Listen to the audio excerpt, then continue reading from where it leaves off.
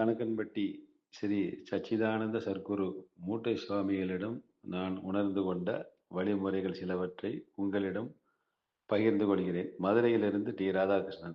கணக்கன்பட்டி ஸ்ரீ சச்சிதானந்த சர்க்குரு மூட்டை சுவாமிகள் ஒரு ஆதி பரபிரம்மம் ஆவார். நிரந்தரமானவர், அழிவில்லாதவர், பாரபட்சம் பார்க்காதவர். ஐயா உலகில் தோன்றும் அவதூதர்களுக்கெல்லாம் ஆதியானவர். மனித உருவில் சிவன். படைத்தல், காத்தல், அழித்தல் முத்தொழிலை புரியும் தத்தாத்திரேயர் அம்சமாக இருக்கிறார். உலகில் என் அனுமதியின்றி ஒரு அணுவும் அசையாது என்று கூறியவர். என்னை உன்னால் அளக்க முடியுமா என்று நேரடியாக கேட்ட பரம்பொருள். அர்த்தநாரீஸ்வரரும் இவரே. முருகன் வேறு, இவர் வேறு கிடையாது. உலகில் உள்ள அத்தனை தெய்வத்தின் மொத்த உருவமாக திகழ்கிறார். சில பக்தர்களுக்கு முருகனாகவும், திருப்பதி ஆண்டவராகவும், மகாவிஷ்ணுவாகவும் நேரடியாக காட்சி கொடுத்தவர். பஞ்சபூதங்களையும் நவக்கிரகங்களையும் இயக்குபவர் இவரே. மொத்தத்தில் எல்லாம் அவரே, நாமும் அவரே. நம் விருப்பப்படி உலகில் எதுவும் நடக்காது. ஆனால் உலகத்தையே அவர் இயக்கிக் கொண்டிருக்கிறார். டாக்டரால் கைவிடப்பட்ட அனைத்து நோய்களையும் இவரிடம் தீரும். இவரிடம் முடியாது என்று உலகில் எதுவுமே இல்லை. உலகில் எந்த ஆலயங்களுக்கு சென்றாலும் இவரை நினைத்து வழிபடலாம்.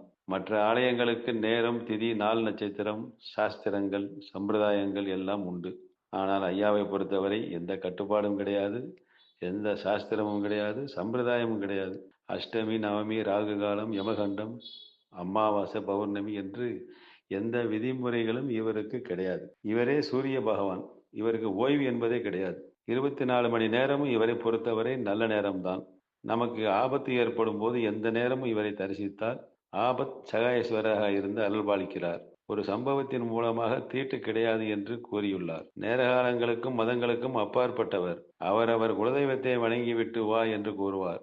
குலதெய்வம் இல்லாதவர்களுக்கு இவரே குலதெய்வமாக இருந்து அருள்பாலிக்கிறார். கும்பகோணம் ஆசிவக தமிழ் சித்தர் கண்ணனடிகளால் அவர்களுக்கு இடுமன்மலையில் 18 சித்தர்களை நேரடியாக வரவைத்து தரிசனம் செய்து வைத்தவர்.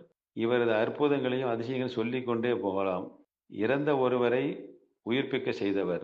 தற்போதும் ஜீவசமாதியான பின்பு பல பக்தர்களுக்கு நேரடியாகவும் கனவின் மூலமாகவும் காட்சி கொடுத்து அருள்வாளித்து அதிசயம் நிகழ்த்தி கொண்டிருக்கிறார். இப்பேற்பட்ட பரம்பொருளின் தொடர்பு யார் யாருக்கு வாழ்க்கையில் ஏற்பட்டிருக்கிறதோ அவர்கள் மிகவும் புண்ணிய ஆத்மாக்கள். 7 பிறப்பு புண்ணியம் செய்தால்தான் இவரை தரிசிக்க முடியும் என்று அட்டமா சித்தி பெற்ற சித்தராஜ சுவாமிகள் கூறியுள்ளார். இவரிடம் வழிபடச் செல்லும் போது நம்முடைய பாதி கர்மாவை அவர் சுமந்து கொள்கிறார். பாதி கர்மாவை நம் பக்குவப்படுத்துவதற்காக நம்மை அனுபவிக்க வைப்பார்.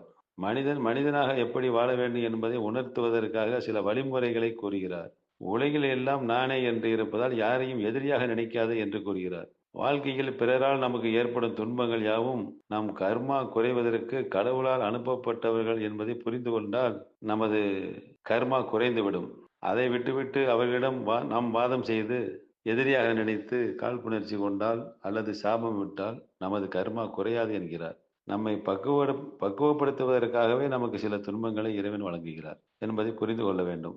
எல்லாம் அப்பா விருப்பப்படியே நடக்கிறது என்று புரிந்து கொண்டால் நமக்கு கோபமே வராது. எந்த துன்பத்தையும் நாம் ஏற்றுக்கொண்டு கடந்து சென்றால் இறைவனை சீக்கிரம் நெருங்கி விடலாம். ஒளிமயமான எதிர்காலம் உண்டு என்கிறார். உலகில் எல்லாம் நானே என்று இருப்பதால் யாரையும் எதிரியாக கருத வேண்டாம் என்கிறார். மீறி நாம் யாரையும் எதிரியாக நினைத்தால் என்னை நீ எதிரியாக நினைப்பதற்கு சமம் என்கிறார். அனைவரிடமும் அன்பு காட்ட சொல்கிறார். நம்மை நல்வழிப்படுத்த சிவபெருமான் மனித உருவெடுத்து கணக்கன்பட்டி சாமியாக நமக்கு அருள் பாலித்துக் கொண்டிருக்கிறார். இப்படிப்பட்ட பகவானிடம் நாம் எந்த கோரிக்கையும் வைக்க தேவையில்லை. அவர் விருப்பமான நேர்மை, பொறுமை, யாரையும் எதிரியாக பார்க்காத மனநிலை, தனிமனித ஒழுக்கம், போதை வஸ்துக்கள் பயன்படுத்தாமல் இருப்பது, இவை அனைத்தும் நாம் பின்பற்றி நம் மனசாட்சிப்படி நடந்து அவரிடம் நிரூபித்தால் அவர் நம்மை தேடி வந்து விடுவார். நம்மை ஆட்கொண்டு நம்மை வழி நடத்துவார். அப்போது நமக்கு தேவை என்பது எதுவும் இருக்காது. அனைத்தும் நமக்காக நிறைவேற்றி இருப்பார். அதனால் இவரிடம் எந்த கோரிக்கையும் வைக்க தேவையில்லை. கடவுளே ஆனாலும் ஒரு தேவைக்காக நல்ல இதயங்களுக்காக தேடி அலைகிறார்.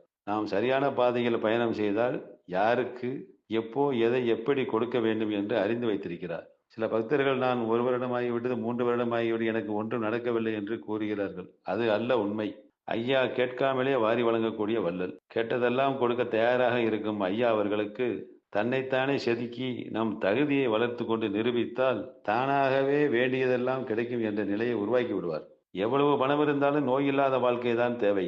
அதை இவர் நமக்கு வழங்க தயாராக இருக்கிறார். நாம் தான் நம் தகுதியை வளர்த்துக் கொள்ள வேண்டும். இது அவரவர் மனசாட்சியை பொறுத்தது. அவரவர் ஆழ் மனதில் என்ன மன ஓட்டங்கள் இருக்கிறதோ அதற்கு பலன் கொடுப்பார். நமது கர்மவினை குறைவதற்கு, கடவுளை நெருங்குவதற்கும் அடிக்கடி இறைவனின் நாமாவை கூற வேண்டும் என்று கூறுவார்கள். ஐயா அவர்கள் எனக்கு கூறிய மகாமந்திரம் சச்சிதானந்த சர்க்குரு. எனவே ஸ்ரீ சச்சிதானந்த சர்க்குரு வாழ்க வாழ்க என்று அடிக்கடி கூறி வந்தால், மந்திரத்தை கூறி வந்தால், நம் கர்ம வினை போக்கி ஐயாவின் கருணையை மிக விரைவில் பெற்று நற்கதி அடையலாம். ஸ்ரீ சச்சிதானந்த சர்க்குரு வாழ்க வாழ்க. நன்றி, வணக்கம்.